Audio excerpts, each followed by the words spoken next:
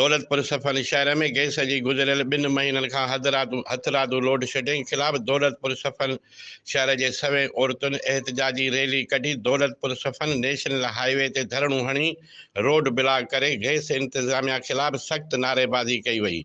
उन मौक़े ते शहर जे मुख़्तलिफ़ बिरादरी जे औरतुनि चयो त गुज़िरियल 2 महीननि खां सियारो ईंदे ई गैस इंतज़ामिया पारां गैस जी हथरादू लोडशेडिंग में इज़ाफ़ो करे ڇॾियो। 14 खां 18 कलाक गैस जी हथरादू लोडशेडिंग जो आज़ार करे असां शहरनि जो जीअण जंजाल बणाए छॾियो आहे। हिननि वधीक चयो त स्कूली शागिर्द मासूम ॿारड़ा चांहि जे कोपला परेशान बणियल आहिनि, बग़ैर नाश्ते जे स्कूल वञनि था।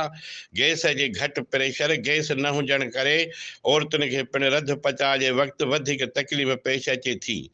शहरी अवाम होटलुनि तां मानी ख़रीद करण ते मजबूर बणियल हिननि गैस इंतज़ामिया खां मुतालबो कयो त नोटिस वठी गैस जी हथरादू लोडशेडिंग जो आज़ार ख़त्म करे अवाम खे रिलीफ फ़राहम कयो वञे, न त ॿी सूरत में एहतजाज जो दायरो वधायो वेंदो।